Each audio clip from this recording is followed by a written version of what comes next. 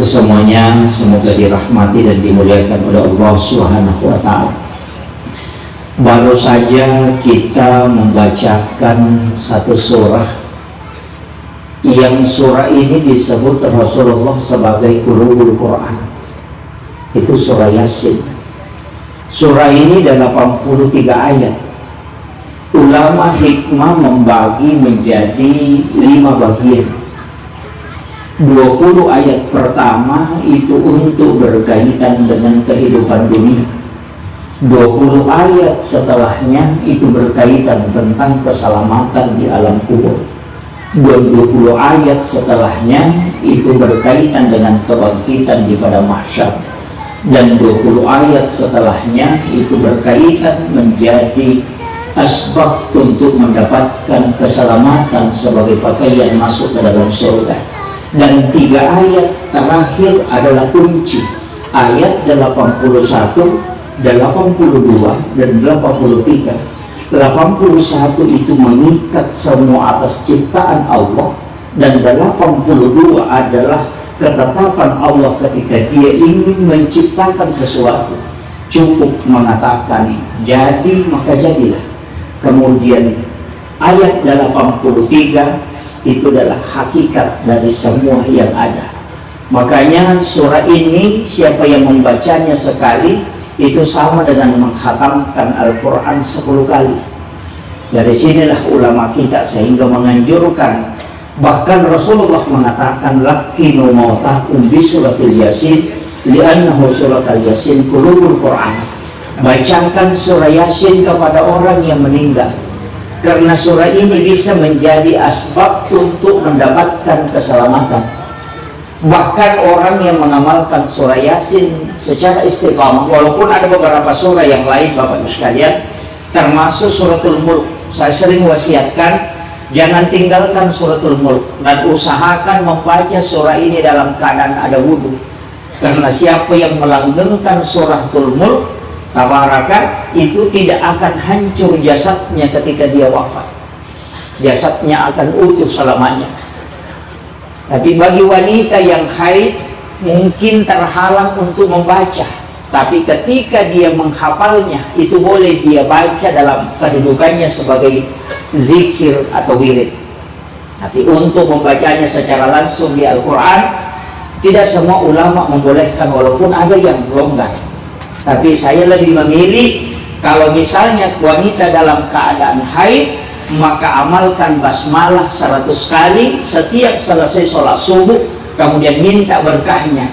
Karena salah satu keberkahan basmalah ketika kita membaca 100 kali setiap hari, maka juga tidak ada makhluk di dalam tanah yang akan memakan jasad orang itu. Itu terjaga. Makanya basmalah juga ini istimewa Bapak Ibu sekalian. Sebenarnya saya dulu minta maaf kepada Sohibul Bait karena sebenarnya jadwal awal dari awal itu berubah. Saya mohon maaf karena tidak bisa mengatur betul, karena kemarin saya sudah tetapkan, tapi karena visa yang ke luar negeri itu tidak bisa bergeser, jadi saya mohon maaf. Ada perubahan jadwal. Dan itu saya sekali lagi termasuk juga saudara Bagus. Saya baru tadi tahu namanya Bagus. Padahal lama, saya selalu panggilnya Rar, tidak pernah panggil Bagus. Alhamdulillah. Jadi untuk malam hari ini, salah satu tanda kesyukuran yang dialami oleh keluarga besar almarhumah dengan banyaknya orang hadir. Nasabah Megata hadir untuk membacakan surah Yasin sekaligus mendoakan. Sebenarnya begini, 40 orang berdoa itu setara dengan 1 waliullah. 40 orang berdoa itu setara dengan 1 waliullah kata Nabi. Dari situlah sehingga kenapa doa berjamaah ketika jumlah jamaah lebih dari 40, kita betul-betul mengharapkan doa bersama, karena doa seorang wali itu tidak mungkin tertolak. Makanya ketika kita berkumpul sebanyak 40 orang, di sini ratusan orang, banyak yang hadir dan mendoakan almarhumah. Ingat, orang yang meninggal itu hanya usianya yang tertutup, bukan kitab catatan amalnya. Kita itu diciptakan ada nyawa, ada ruh, ada jiwa. Jiwa inilah yang kemudian diistilahkan dalam tasawuf rahasia. Rahasia inilah kemudian disebut dengan Nurul Muhammad. Kemudian ruh. Ruh ini kan ada tiga, ruh idhafi, ruhul kadim, dengan ruhul hayat. Makanya orang itu proses pencabutan nyawanya dari ujung kaki ke lutut, itu tahap pertama. Dari lutut ke pusar, itu tahap kedua. Dari pusar sampai ke kerongkongan, itu tahap ketiga.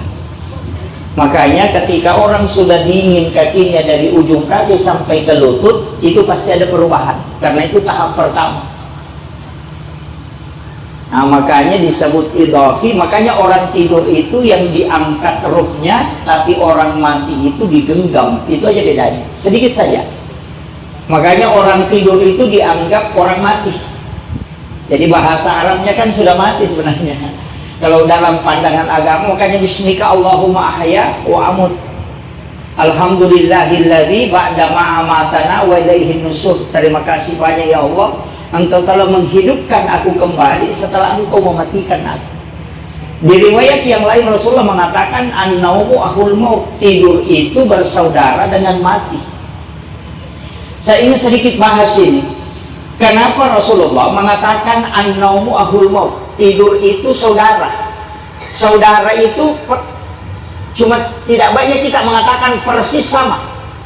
Demin atau maka pada sisa. Karena saudara itu hampir sama. Makanya kalau mau menganalogikan orang mati, pas lihat orang tidur.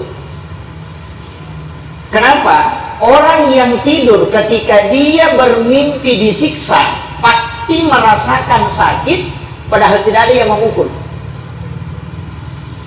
Mimpi dikejar anjing gila, kalau bangun pasti kelelahan, padahal tidak lari. Itu analogi siksaan kubur, bahwa ruhmu yang tersiksa, jasadmu ikut merasakan. Jadi kalau ada orang tidak percaya dengan azab kubur, maka kasih tahu bagaimana analoginya mimpi yang tersiksa. Makanya Nabi mengambil ibarat ke situ, an-naumu ahul maut. Yang kedua, orang di alam kubur itu penglihatannya tembus ke dunia. Makanya alam kubur itu dua bahasa Arabnya, disebut alam barzakh, disebut juga alam kubur. Barzakh itu bahasa Arab dari kata, sebenarnya barzakh itu tirai. Kalau kubur itu tempat disimpannya jenazah. Kalau barzakh itu dinding kuburan yang tembus penglihatan ke dunia, juga tembus ke alam akhirat. Makanya Nabi ketika masuk ke dalam pekuburan itu pasti salam, assalamu alaika ya ahlal kubur. Umar adalah salah satu sahabat Nabi yang sangat rasional dalam memahami agama. Agak nasa Umar, ya Rasul, apakah mereka dengar?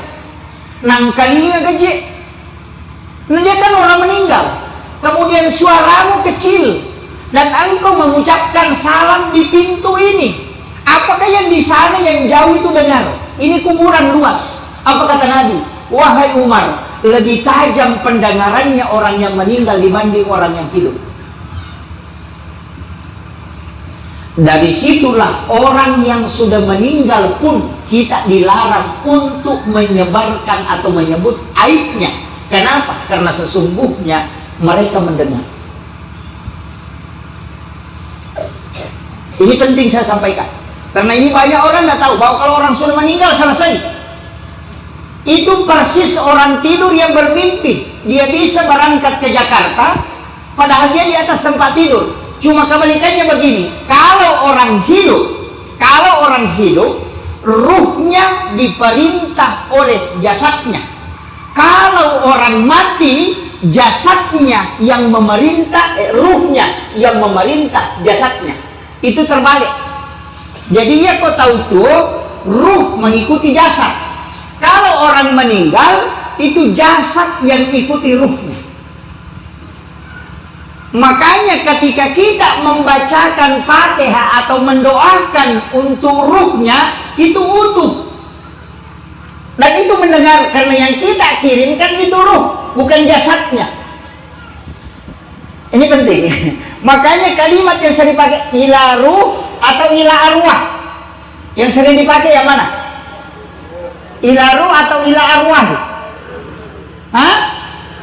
Kalau ila ruh itu untuk orang hidup dan bisa orang mati. Kalau ila arwah itu untuk orang mati. Makanya kalau anak kita di pesantren, kita mau kirimkan Fatihah, sebut ila ruh wa nafs wa jasad. Sebutkan tiga-tiganya, baru kirimkan Fatihah. Selain jadi obat, supaya dilembutkan juga kalbunya. Lakai tak kiringan ni Fatihah aja tak. Nanti tu pernah mati. Nantinya tu mati kiringan Fatihah bawang. Orang hidup, cuma ada ulama kita ini musalsalah.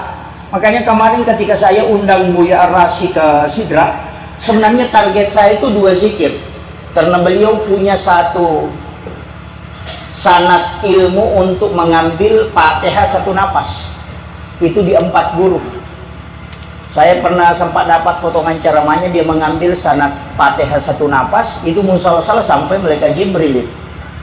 Fatihah dengan membaca Fatihah 1 napas.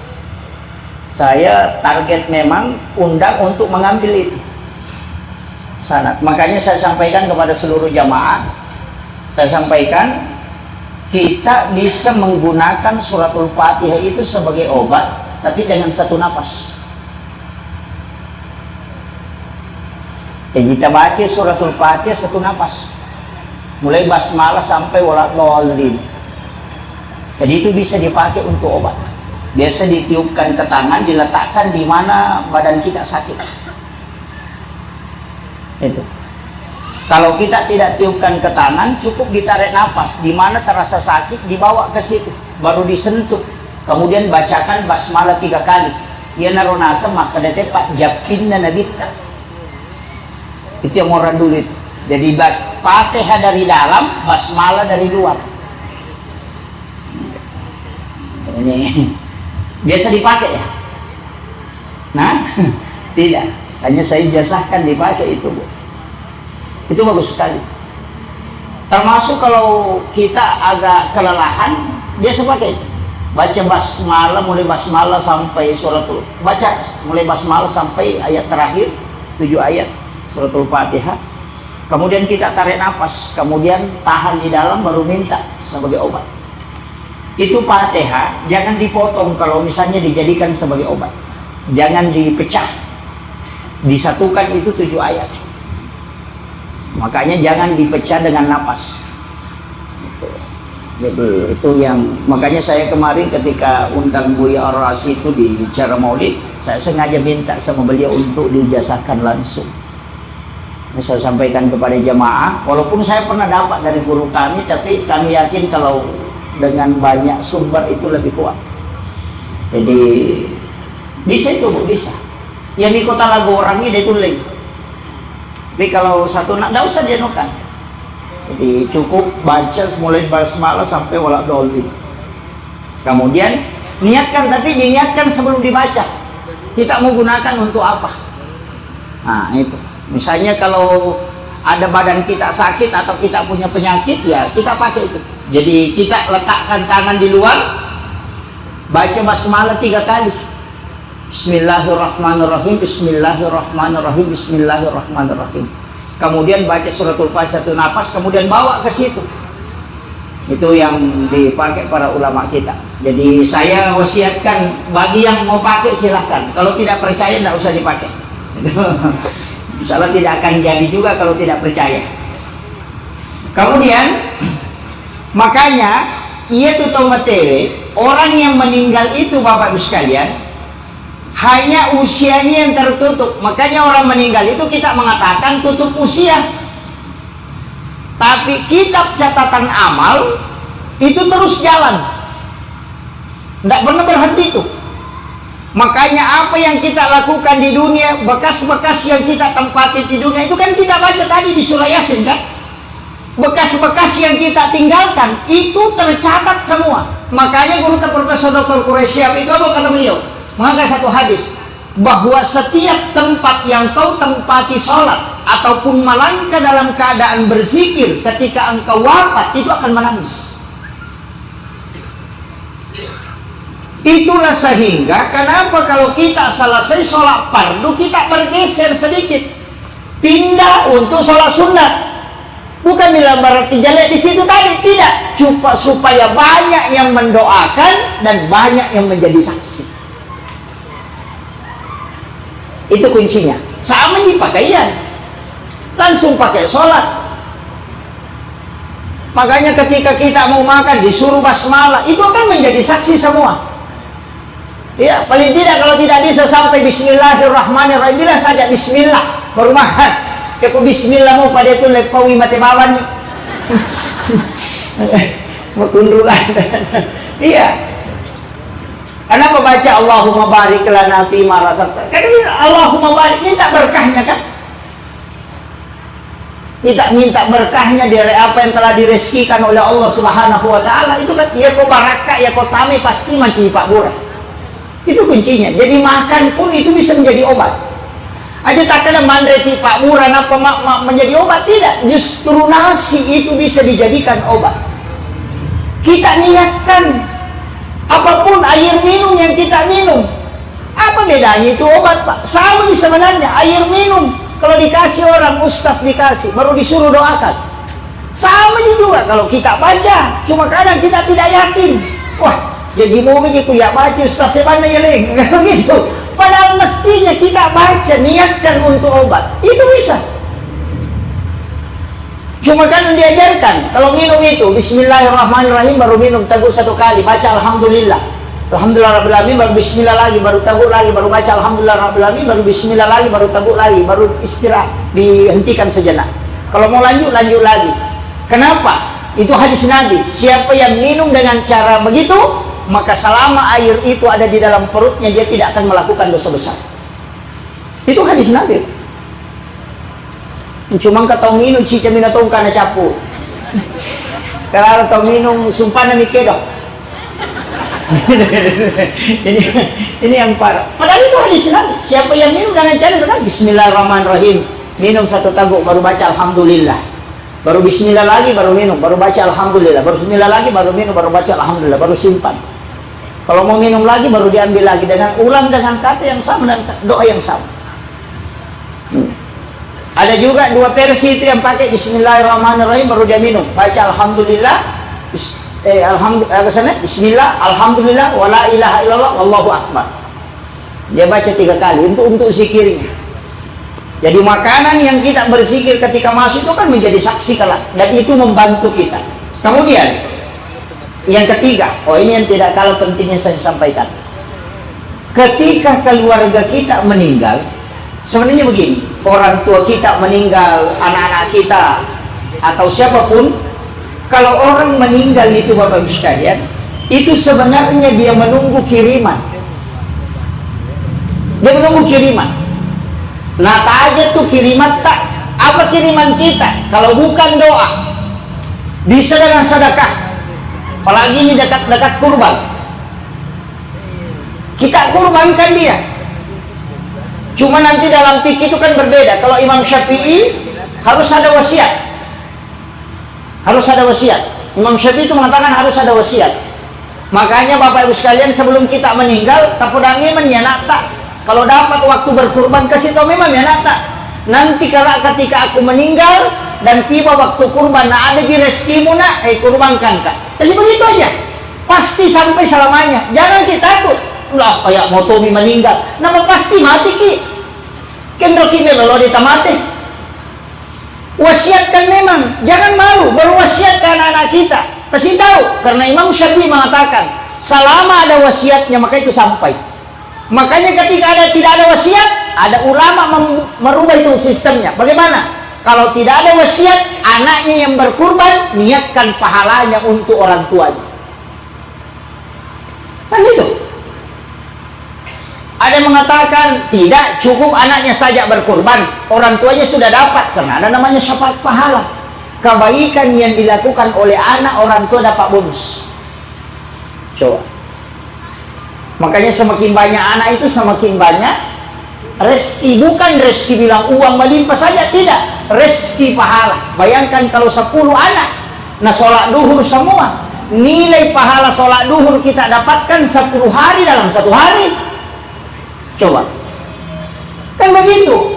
Karena anak, kecuali ada pendapatnya Abu Hanifah saya dapat di kitab fikih, kalau anak itu tidak diakikah maka orang tuanya tidak mendapatkan syafaat pahala dari situ, karena dia tergadai. Makanya setiap bayi yang lahir itu kan tergadai, maka ditebus dia dengan akikah. Kurang menemuk ya akikah? Hah? Atau apa cerak lutumi? Pak Manu Pak cerak nah? Iya.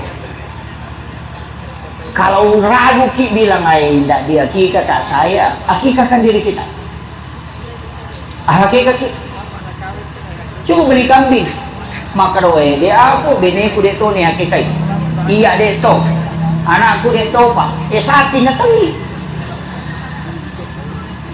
Karena Imam Syafi'i itu mengatakan 1 ekor sapi itu bisa untuk 7 orang untuk akikah. Itu Syafi'i itu. Coba. Jadi Imam Syafi'i mengatakan akikah boleh menggunakan sapi, dan itu 7 ekor kambing nilainya. Ya, ya kopi itu ki masalah surah nanti pagapur akikah sapi bawa na tagere cip. Itu boleh. Kan banyak orang dulu tidak diakikah karena tidak mampu kasihan orang tuanya. Nah, cerak lutumi. Kalau tidak yakin, makanya ini penting. Kalau ada orang meninggal, orang tua kita meninggal, nah tidak ditahu apakah sudah diakikah atau tidak, dan itu tidak jelas, maka boleh diakikah setelah dia wafat. Itu pesannya Guru Taki Jabur Rahman Ambodalle. Akikah untuk orang yang meninggal itu bukan disebut akikah, ya sama tampung. Tambahan nih. Ya dia kumakalay tampung itu pengganti akikah. Tambahan ya. Jadi ia tuh tahu matewe, ia ini tampung narek kemana sedena pura akikah. Tapi kalau jelas sudah diakikah tidak usah. Itu saya dapat bukan dari guru tak langsung, dari guru Taki Haji Fathuddin Sukara ketika dia tanyakan ke guru Taki Jabur Rahman Ambodalle, dan guru Taki Jabur Rahman Ambodalle kasih tahu ia tuh tampungannya pas seleki kami. Nah, makanya saya sampaikan ilmu ini kami dapatkan dari guru kami karena dia tanyakan langsung ke guru Taki Jabur Rahman Ambodalle semasa hidupnya. Jadi enggak tahu karena tahu mati nah tampung nah. Ada orang meninggal langsung tampung. Tidak semua. Hanya yang tidak diakikah. Nah, sama aja dengan ketika ada orang meninggal, Pak. Kemudian bikin acara. Kalau dia berutang, nainra ginap panapalina kami, maka itu haram hukumnya dimakan. Haram. Kuminra ginap panapalina. Tapi kalau harta anaknya, ahli warisnya, dia siapkan makanan untuk orang yang datang, maka itu makruh, berarti sudah boleh dimakan. Tapi narik kuyarona solorannya tahu buka, belikan makanan atau untuk dipersiapkan kepada tamu, maka itu sunnah. Makanya Rasulullah mengatakan, engkau yang membawa makanan, kita di orang Bugis sama di orang Sulbar, Soloi, isana pas Soloi tabuka, taliannya Andre, itu sunnah. Tapi ya kotinra ginap patapalena maka itu haram. Makanya saya itu kalau ke pesta pernikahan jarang makan. Iya, nasabak makanan Indo nabutinnya cetak mujolo.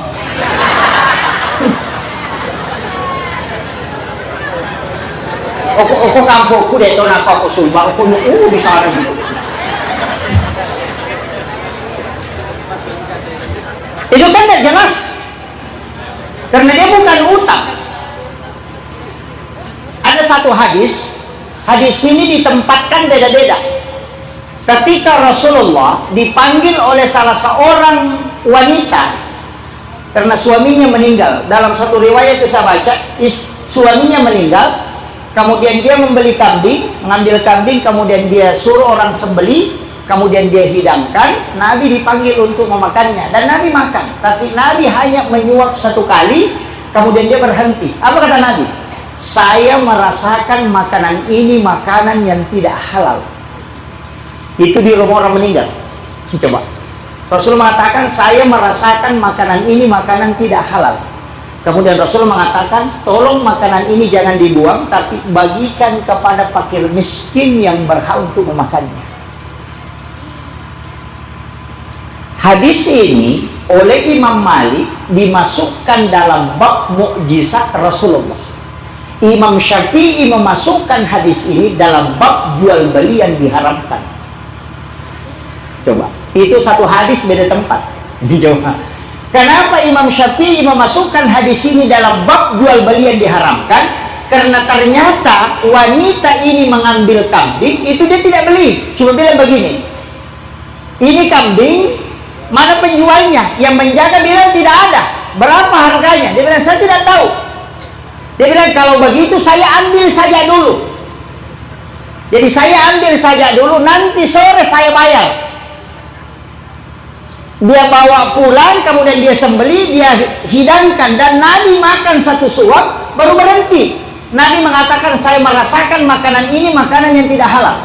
Coba, makanya Imam Syafi'i mengatakan hadis ini adalah hadis tentang jual beli yang diharamkan, yakni tidak boleh dalam jual beli tidak diketahui harganya kemudian itu dimakan. Coba, tapi Imam Malik memasukkan hadis ini pada bab mukjizat Nabi. Kenapa? Karena mukjizatnya Rasulullah bisa mengetahui makanan yang halal dan yang haram. Makanya beda bab. Coba. Tapi kalau kita lihat di bukunya Imam Sarnuji, justru memasukkan hadis ini dalam bab bolehnya makan di rumah orang yang meninggal. Coba. Karena dia dihidangkan oleh orang yang suaminya meninggal, istrinya menghidangkan makanan itu. Nah, di hadis lain kan yang masyhur itu tentang hadis yang mengatakan bahwa jangan engkau membuat dapurnya Ja'far itu berasap. Aja mu pak dumpi dapuran Ja'far, kau yang bawa makanan baru kau makan. Makanya kalau kita ke orang meninggal, soloki. Itulah isinya yang dibuka, kemudian diberikan makanan, itu sunnah. Karena itu memang sedekah untuk si mayit. Ajak tamasiri maka depuh sama nama adik agak di nama nang kaya buka. Tidak, justru itu yang sunnah. Ini penting ya, sampaikan. Jadi kadang-kala kita itu kan kalau menghidangkan, anak-anaknya menghidangkan ya boleh, tapi itu makruh hukumnya. Karena sunnah, makruh itu kebalikan sunnah. Jadi kalau misalnya masuk masjid mendahulukan kaki kiri kan makruh, karena sunnahnya kaki kanan. Yang sekarang ini banyak penceramah kalau bukan sunnah bid'ah. Wah, itu jadi masalah. Kan dia rubah kan? Mestinya sunnah makruh, tapi dia rubah sunnah bid'ah. Nah kalau makruh orang lakukan itu rugi karena tidak dapat pahala. Tapi kalau bid'ah pasti masuk neraka. Itu kan jadi masalah kan? Makanya banyak di antara kita yang masuk neraka gara-gara dipindahkan makruh menjadi bid'ah. Tapi tidak ada jadi Wono. Tidak ada. Wono itu selamat. Nah, di kampung saja di sana banyak. Oh, banyak juga di sini. itu yang muncul kan? Coba, jadi hukum kan wajib, makruh, sunnah, mubah dengan haram. Itu kan hukum kan 5 ji. Makanya ulama dulu tidak pernah saling mengkafirkan karena dia kembali ke hukum. Yang sekarang menghilangkan hukum, dia pakai sunnah bid'ah. Kemudian ini kajian sunnah, ini kajian bid'ah. Kalau semua ke situ. Ini masuk pesantren sunnah, ini pesantren bid'ah. Itu kan begitu. Jadi semua dibawa ke situ. Ini kajian sunnah, ini kajian non sunnah. Ini sholat yang sesuai sunnah, ini sholat tidak sesuai sunnah. Nantilah di situ semua. Inilah pakaian yang sunnah, ini yang bukan pakaian selain itu bukan sunnah. Oh, itu fatal itu, Pak. Sehingga muncul sekarang. Coba seandainya kita kembali, oh ini makruh. Makanya kalau ada bilang bid'ah, kasih tahu apa hukumnya. Cari dulu. Tidak bisa ngomong itu. Coba. Yasinan bid'ah. Kalau baca Yasin boleh. Baca Yasin boleh, Yasinan bid'ah. Nah, Yasinan itu orang berkumpul baca Yasin. Baca la ilaha illallah boleh, tahlilan bid'ah. Nah, baca la ilaha illallah orang berkumpul itu tahlilan. Nah, begitu. Coba keren. Ini yang orang salahkan, Pak. Jadi di Indonesia memang ini lain-lain. Ya, kalau ada istilahnya, si pulung itu mak baca Yasin maka dia Yasinan. Si pulung itu mak baca la ilaha illallah maka dia tahlilan. Si pulung itu mak sikri maka dia sikiran. Gitu kan? Iya. Si pulung itu mak solawat maka dia solawatan. Yang kemana tanah. Jadi orang Indonesia itu coba halal bihalal. Namun orang pusat tuh aja sah halal bihalal. Nggak ada itu. Karena yang memunculkan kan kayak Wahab Hasballah. Permintaannya Soekarno. Bikin acara tapi bukan istilahnya, jangan pakai istilah yang sudah ada. Carikan istilah lain. Jadi bukan silaturahmi, halal bihalal. Halala si halalakan. Kayak gitu ya. Ya kan begitu. Indonesia memang begitu, Pak. Kenapa kayak Wahab Hasballah mengatakan halal bihalal? Karena ada orang pura di majama si gede di mobil sindah. Hello? Jadi secara lahiriah dia sudah saling memaafkan, tapi kalbunya tidak. Makanya halal bihalal. Halalkan secara lahiriah, halalkan juga secara kalbiah. Dia open house tapi tidak open hair. Begitu. Kan banyak. Bicara ini madetnya nasi banyak begitu. Tapi tidak ada di Wono, tidak ada.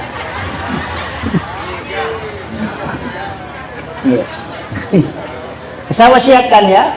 Kemudian ada sedikit tadi kurban saya bahas. Tolong kalau berkurban tidak mampu semua satu keluarga, misalnya suami istri, suami tak disuruh berkurban. Nanti suami mengikutkan istri. Jadi suami itu mendapatkan sunnah aininya, sedangkan istri dan anak-anaknya mendapatkan sunnah kifayah namanya. Jadi dilakai ko makaroba ki akadani, iya karobaku untuk aleku, istri dan anak-anakku. Aja na nasi selle, nasi ya tahu ngewe, tahu pe mengikosi. Jangan. Nah sedetu itu melo ko din natama satta, kapaki bale. Kada iya tahu nge ini, tahu pe mak dua ki. Apa gitu? Bisa. Berdoa, Pak. Gana dita, insyaallah. Kalau ko maliki ko tak ada katalu siulam. Ya roni ko napeli talu buku sesum manasah. Iya. Bisa. Ya kan? Berkurban. Nah bahayanya itu. Kalau tidak berkurban, Pak. Rasulullah mengatakan bagi yang mampu berkurban tidak berkurban, lain yang kubar ya kerabatnya musallana, suruh dia jangan mendekati rumahnya Allah. Kadina dita ya ko mampu makaroba data hari nakaroba podangnya jangan ada piri bolana po Allah Taala. Aja musure lo masigi. Makanya apa ko yoki pa ajo ko rubawan na masigi maka dede nakaroba jami menemu ada pe. Ya mampu. Ya kok dia tak mampu aja. Nah kadang memang tidak mampu. Tingkat itu padangkas sapi dia mampu.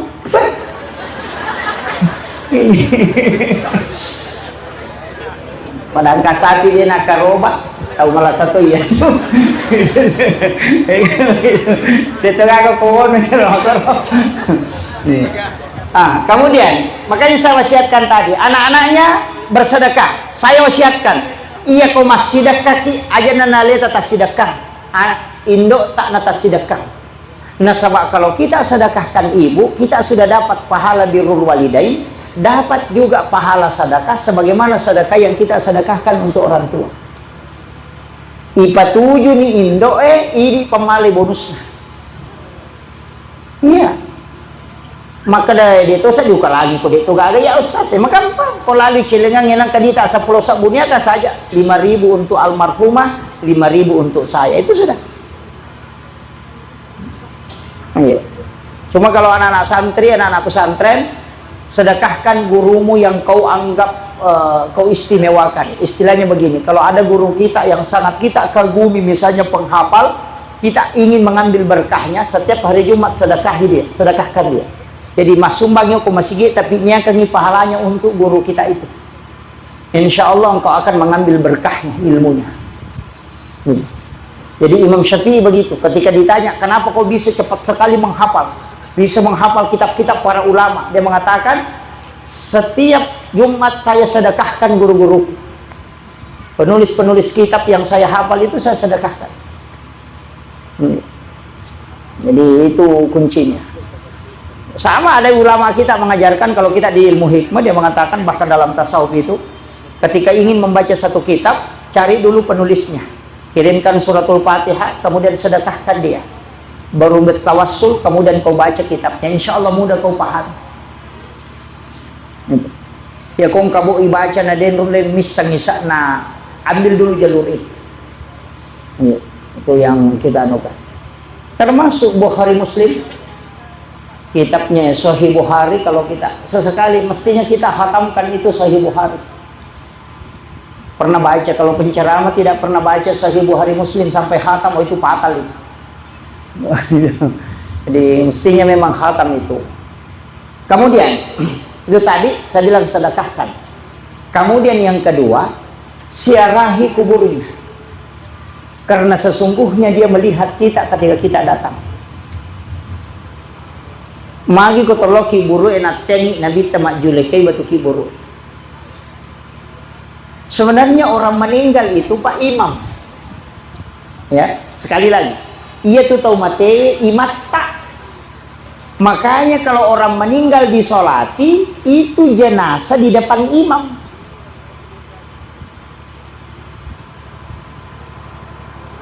Kembali ditaruh tahu mate ya sampai jangan. Kok gimana rin imamnya tuh yolona? Hah? Dari situlah ketika dia disolati, dia di depan kita. Ketika dia diantar ke kuburan, mesti dia di depan kita. Aja tala yolong, karena mengiringi jenazah itu kita di belakangnya. Kecuali saya pilih otoambulans, pasti yolona nonroy. Kemudian jangan duduk, ini penting, jangan duduk di kuburan sebelum jenazah dimasukkan ke dalam lahat. Selama jenazah masih di atas, dia belum masuk ke dalam lahat, tetap berdiri kalau sampai ke kuburan. Ajak tatudah. Itu sunnahnya. Karena dia adalah imam kita. Nanti turun ke dalam lahat, oku calorina kalabonge, napa kitudah.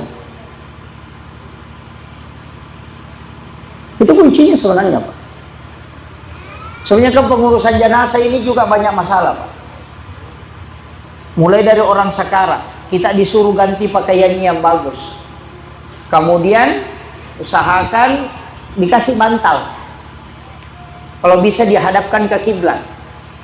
Kemudian wudukan dia, karena siapa yang meninggal dalam keadaan ada wudu, maka dia mati syahid.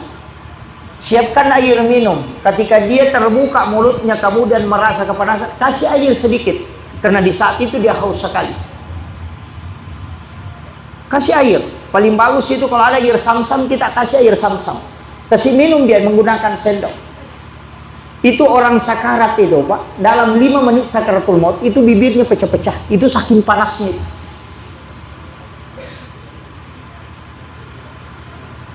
Setelah dia wafat,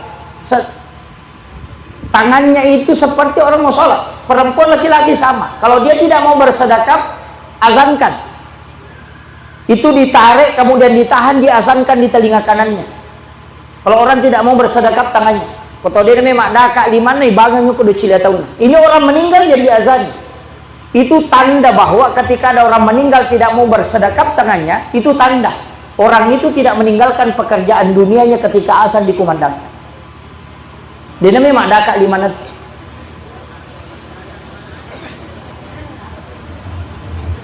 Namanya kata makoro, Pak. Bangi teh na jamamoy, palas Iya. Pak Balu. Napa teh itu enggak pangal itu cenga kok bangi tahu. Iya. Biasa tuh tukang masigi, awe mani teh na tuh yang kamu pamalau lisu. Dia kan banyak wit. Kemudian setelah itu jangan tinggalkan orang meninggal. Ia kupurai pada Kak Liman. Nah, tunggu sekitar 15 menit atau 17 menit, gerakkan semua tangannya. Tapakai di pergalangannya, ke sikunya, tangannya dikasih bergerak semua. Lututnya, kemudian diangkat kakinya, dikasih bergerak semua. Supaya nanti dia tidak keras kalau dia dimandikan. Jadi 10-5 menit matena tahu ipakai domana ni lesok-lesok kembali itu jenazah kita, gerakkan tangannya, dilemaskan begini dengan pelan sikunya supaya aja namakan doma itu komedio. Itu seperti orang hidup kalau dimandikan, itu tangannya bisa lemah. Kenapa? Karena memang itu di istilahnya diurus memang sebelum dimandikan. Yo puidi ya nama teh tahu salah ini makan doni maku ini ya. Makanya 15 menit atau 17 menit setelah meninggalnya kita gerakkan tangannya. Semua pergalangannya itu lesok-lesokannya pakai domana. Tangannya itu dikasih bergerak sedikit dengan pelan supaya lemas semua badannya nanti kalau mau dimandikan. Makanya diganti memang pakaiannya. Kalau dimandikan paling afdal itu Pak kalau anak-anaknya. Ya kuya aja tala Pak Dio. Komalaki Pak Dio suruh saja mengajari kita, tapi kita yang memandikan. Magai, aga napo siri napo tomate waktu nato itu yang dia malu juga ketika dia meninggal. Aja natawi suruh, ini dia. Pak bahkan paling bagus itu kalau suami meninggal istrinya yang memandikan. Cuma memang yang paling afdal itu ketika laki-laki yang meninggal, ya laki-laki memandikan anak-anaknya. Suruh anaknya memandikan, jangan orang lain. Iya narobatu malita pacapurang. Itu penting. Maka dari serius nama agak gampang. Paling enak dimandikan orang meninggal karena tidak pernah protes. Iya. Enak karena protes. Ya kau tahu tuh idionya karena saya joro-joro ya mencekiki. Maka iya kau tahu mati deh memang nagagak. Makanya bagaimana caranya? Diangkat sedikit punggungnya itu dimiringkan 35 atau 45 derajat. Kemudian ditekan sedikit perutnya dengan halus. Jangan dikasih keras.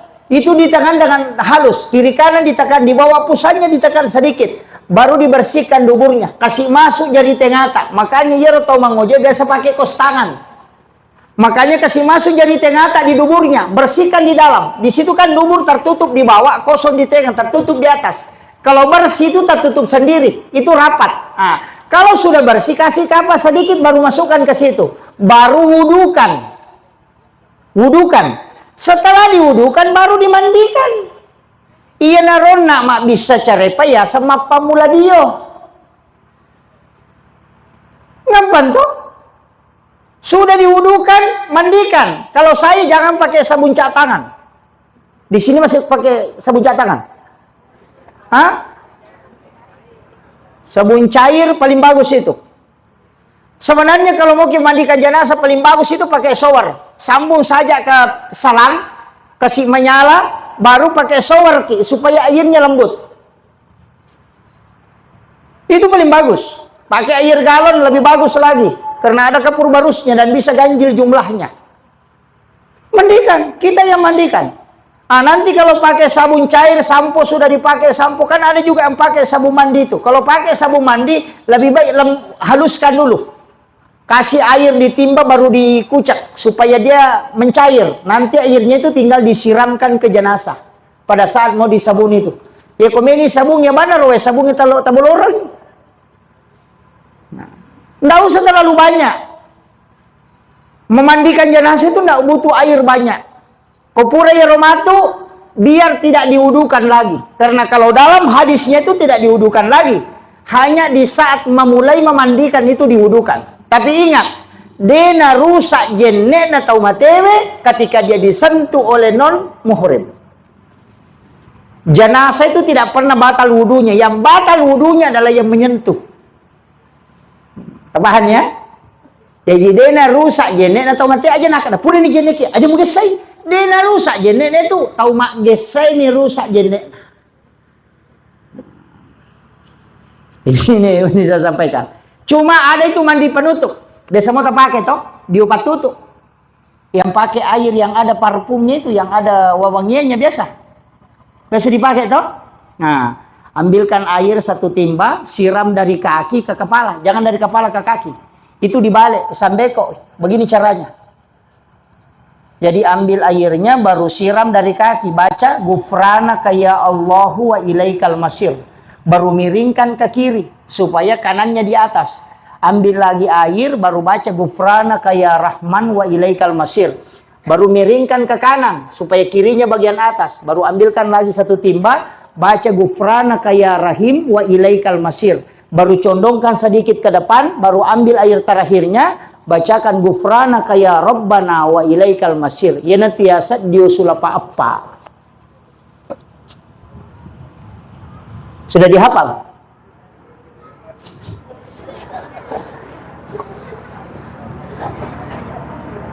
Yang penting Pak Imam hafal. Kalau pun iman nama hafal emang gampang toh. Alih nama idan lumah tu maka dia pun iman. Jadi empat itu. Ghufranaka ya Allahu wa ilaikal masir di bagian atas kanan, Ghufranaka ya Rahman wa ilaikal masir. Bagian kiri Ghufranaka ya Rahim wa ilaikal masir. Punggungnya Ghufranaka ya Rabbana wa ilaikal masir. Yana riasat diu patutu ya matoro yasat diu sulapa apa ya matu yasat diu hakiki. Nah. Ya, jadi itu bacanya. Maka malampi dina malampi ya mana lu tinggal Ghufranaka ya Allahu wa ilaikal masir. Ghufranaka ya Rahman wa ilaikal masir. Ghufranaka ya Rahim wa ilaikal masir. Ghufranaka ya Rabbana wa ilaikal masir. Ya tapra Ghufranaka wa ilaikal masir. Allahur Rahman Rahim ya Rabbana. Dia mau apa lagi? Makundru to. Iya. Sebenarnya itu Bismillahirrahmanirrahim Rabbana. Itu cuma ditambah Ghufranaka ya Allahu wa ilaikal masir. Kan gitu. Apa lagi di? Iya, insyaallah. Iya. Jadi ini anunya itu diopat tutup. Itu kuncinya. Makanya nanti kalau sudah itu kita kafani, penting juga saya sampaikan bahwa itu dikasih wewangian di anggota sujudnya. Kasih wewangian. Kalau mau masukkan jenazah, itu biasa nama pasuruh penting. Karena itu yang baca doa. Kalau dia sudah baca Bismillahi ala millati wa sunnati Rasulillah, kemudian mengambil tanah, minha khalaqnakum wa fiha nu'idukum wa minha nukhrijukum taratan ukhra. Selesai itu dalam kitab Iyana ambil 2 genggam, alaki tanah 2 genggam. Ini yang mapasuruh. Ambil tanah 2 genggam, bacakan inna ansalnahu 7 kali. Setiap 1 kali sampai itu ditiupkan ke tangan yang ada tanah tadi 2 genggam itu. Setelah sampai 7 kali, tangan kanan, tanah yang di tangan kanan itu ditaburkan di bagian kulitnya bagian dalam, menyentuh bagian kulitnya. Tanah yang di tangan kiri itu ditaburkan di kain kafannya. Siapa yang melakukan itu, maka jenazah itu tidak akan kena azab kubur. Itu doanya. Kan dihafal jina ansalnahu toh? Ah, papa suruh etomi. Pada itu tuh gak makun rema pesuru aronim. Padahal sebenarnya saya dapat satu risalah kisah di salah satu ulama mursyid tarekat, itu ulama tasawuf, meminta kalau bisa paling utama kalau kita meninggal na ibu masih kuat, suruh ibu yang memasukkan kita ke lahat. Indok tata suruh pasuruh ki narekutumu pindo enang kana na mate suruh indok na pasuruh Nasabah ibu doanya tidak ada yang menghalangi. Cukup dia ucapkan salam kepada Rasulullah, baru dia minta kepada Allah supaya anaknya diselamatkan dan dia ridho. Insya Allah anaknya itu tidak akan kena azab. Itu kuncinya. Cuma jarang. Jarang. Iya. Saya dapat itu di satu kitab. Saya lupa. Saya pernah baca itu. Itu banyak dalil yang dia pakai alasan itu. Sudah berapa jam ini? 1 jam lebih ya? Ada mata ko ni bagiku sadya kada si Janil. Nah, kemudian tadi saya mengatakan ziarahi kuburnya. Paling bagus ziarah itu hari Jumat. Dan paling bagusnya lagi malam Jumat. Iya, paling bagusnya itu malam Jumat. Kalau bisa.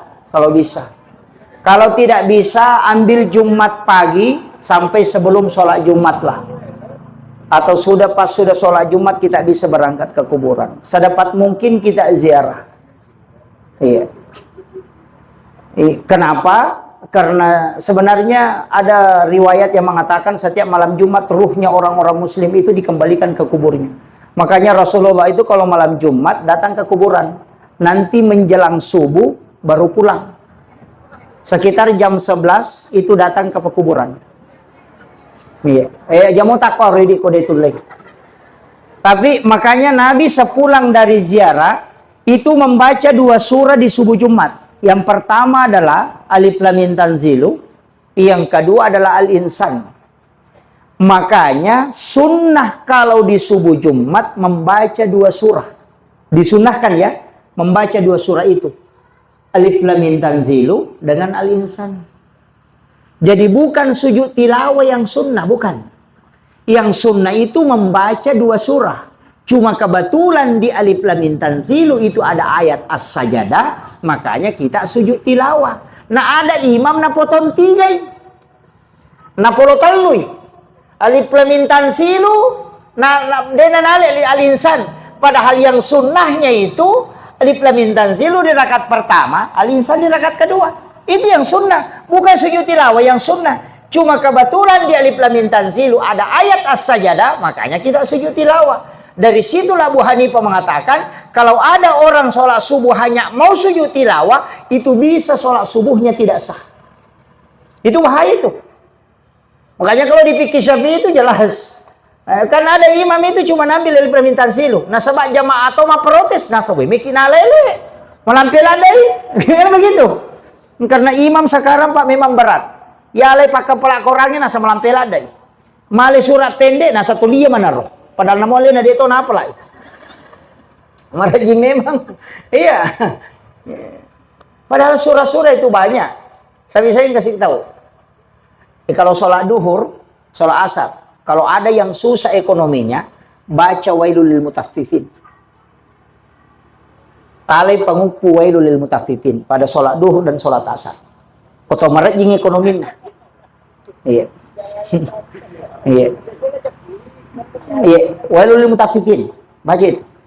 Insyaallah.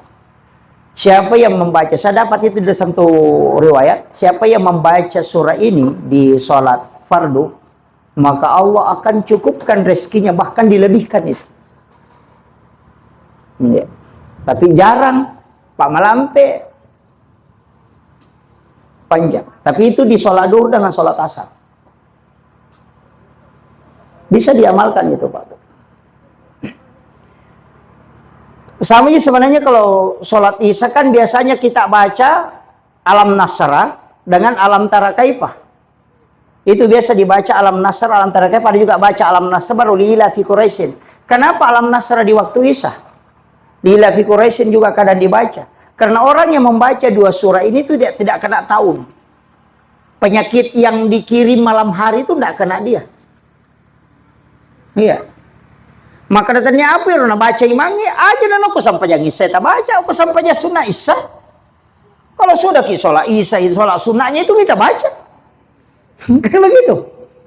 Nah, itu kuncinya Pak. Tapi makan de apa ya wan biasa anak gangguan. Kalau mau selamat Pak, tidak diganggu jin. Sholat sunat witir ki sebelum tidur. Ambilan tidak biasa apa Kak witir atau dalam keadaan haid ki tidak bisa. Nah biasa ki ganggu jin, gampang Pak. Saya dapat di kitab itu ternyata Umar Ibnul Khattab itu paling ditakuti jin, dan kuncinya kalau mau tidak diganggu jin, tulis nama Umar di perut kita ketika mau tidur. Itu tidak akan diganggu sampai pagi. Itu ditulis bahasa Arab mulai dari pusar, Umar bin Al-Khattab, itu tidak akan diganggu jin. Itu ada di kitab itu Pak. Dipakai para ulama kita. Itu menulis namanya Umar. Kalau ada anak biasa diganggu jin kalau malam, kita tuliskan itu. Ada ulama mengajarkan diambil itu di langit-langit, baru ditulis. Umar itu kalau sudah lewat di jalan, jin itu tidak bisa lewat di situ. Makanya para ulama kita, guru-guru kita dari Asadia itu pakai Pak. Anak-anak Asadia itu kalau tidak tahu itu guru-guru kita di Asadia itu pakai. Di kitab-kitab hikmah diajarkan memang. Itu menulis itu, ditulis itu anunya. Tapi jangan pakai spidol. Jangan, itu pakai jari telunjuk. Masukkan ke langit-langit, baru tulis. Umar bin Al-Khattab. Baru tidur. Insya Allah tidak diganggu. Itu kuncinya. Akhirul kalam wallahul muwaffiq ila aqwamit thoriq. Assalamualaikum warahmatullahi wabarakatuh.